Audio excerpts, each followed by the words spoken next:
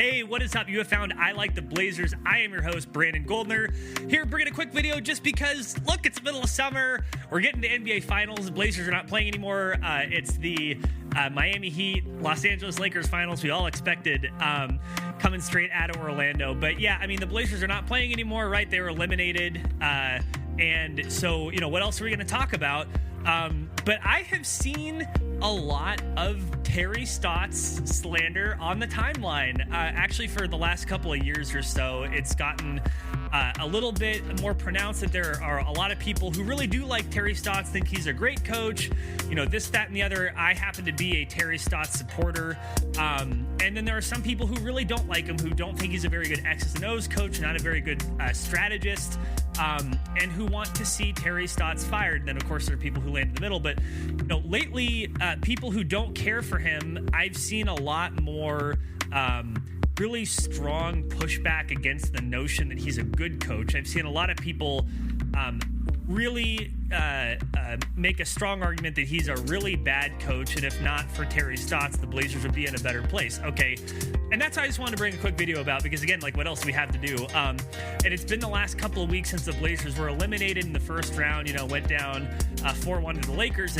There has been, I think every season you get a little bit of, like, you know, is the GM, you know, Olshey, he's doing a good job, terrible job, Stotts, a good job, terrible job. And so lately the Terry Stotts slander has been at 100%. And I just wanted to lob a couple things out there just for consideration. So having seen all this slander, and I just won't let that stand because Terry Stotts is my guy, right? Like, I'm a big Terry Stotts stan, and he should never be fired.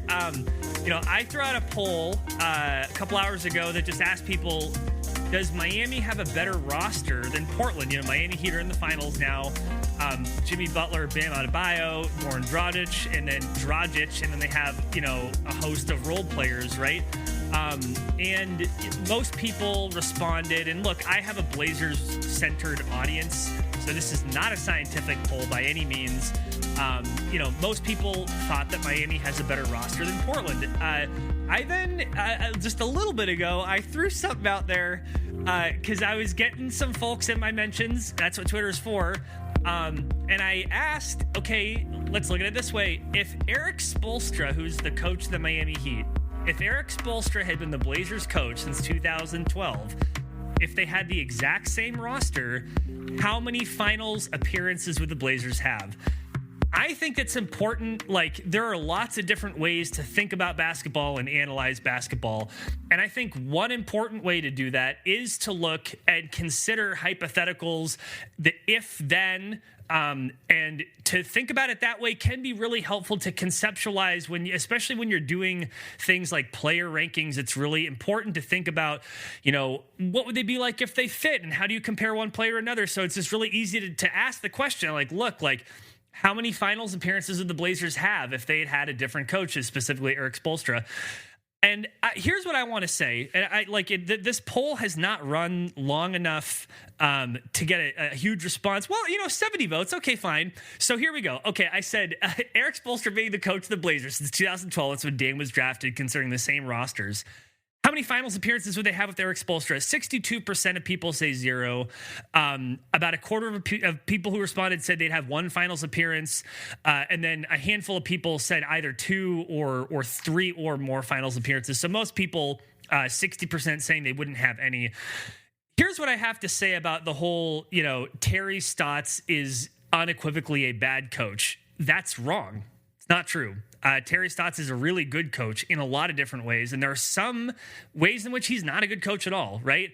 On the whole, he is a good coach, and if you look at this Blazers roster, you look at the amount of talent that they've had since Damian Lillard joined the team since 2012, he's had one player who's been an all-star. It's LaMarcus Aldridge, right?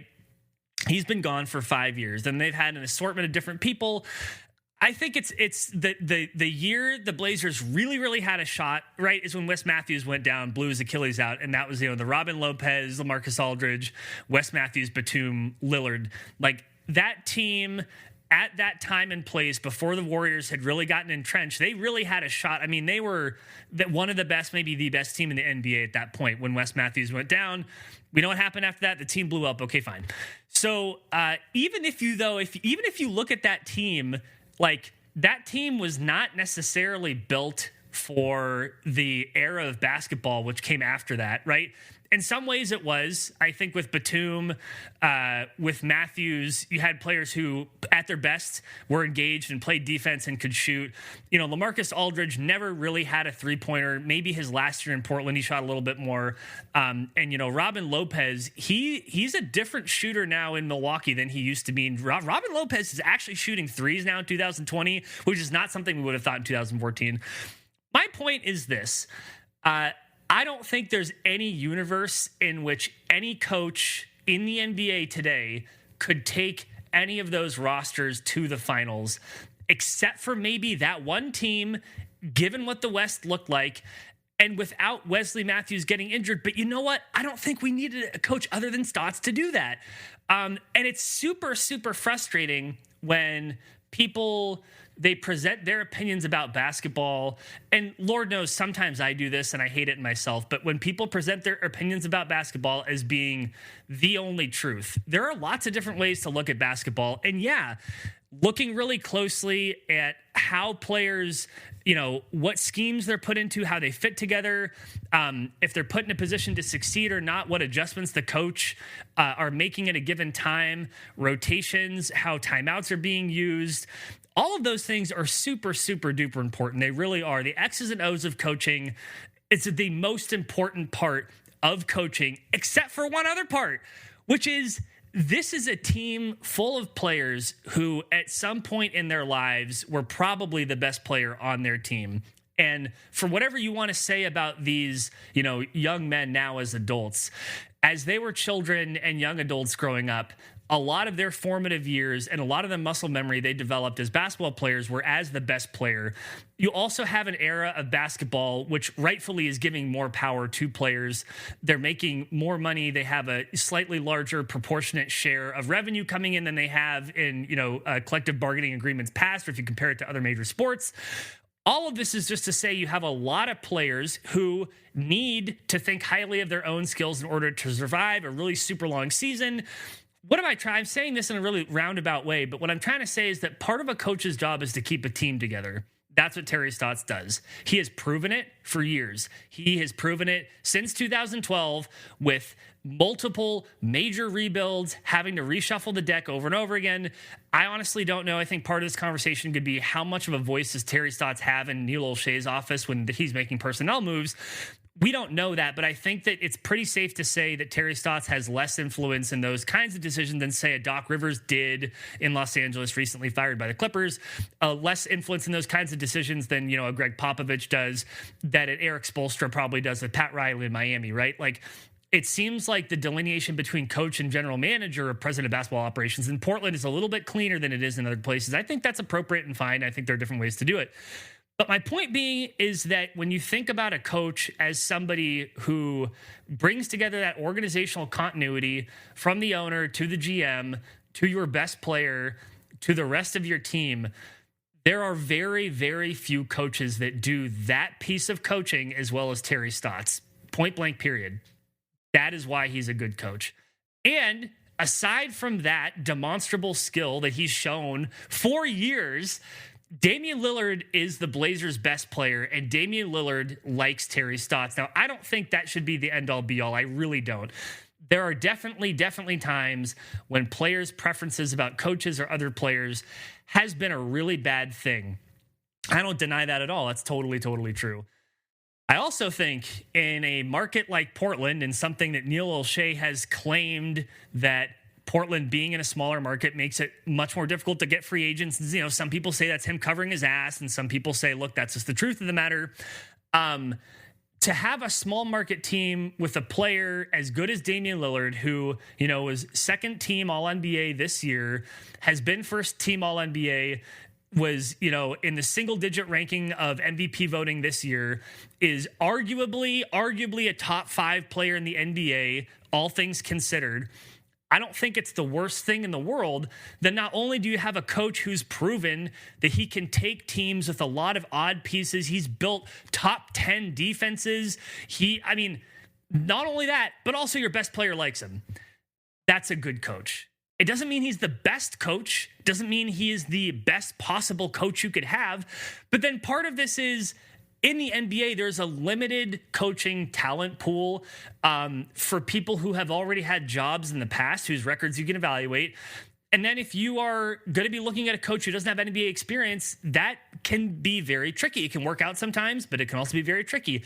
I do think this question about Terry Stotts is particularly prescient now, and I think it's important to talk about and give some space to, because there are so many interesting and different coaches available.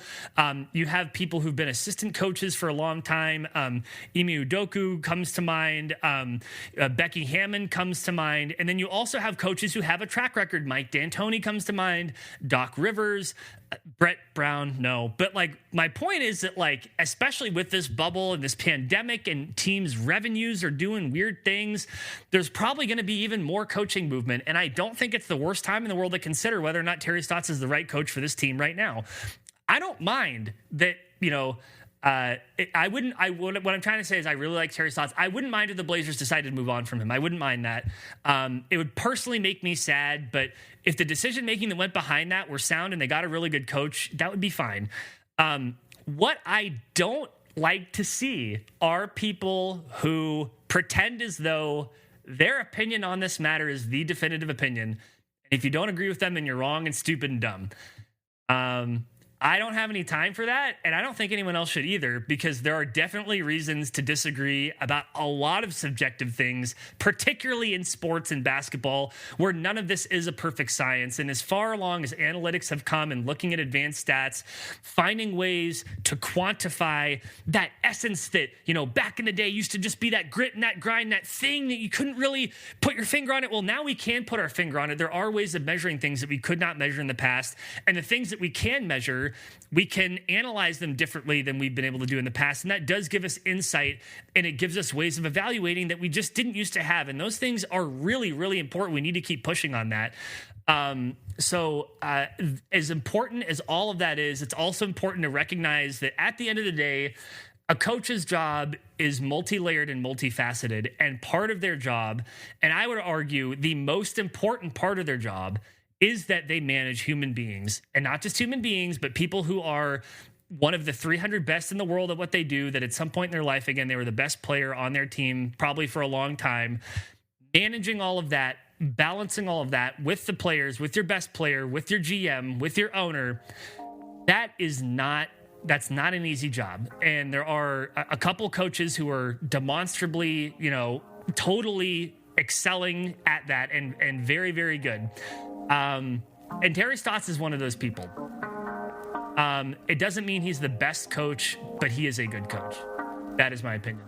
I want to know what you think. That was a long rant. What do you think? Hit me up at ILiketheBlazers on Twitter. You can email at ILiketheBlazers@gmail.com.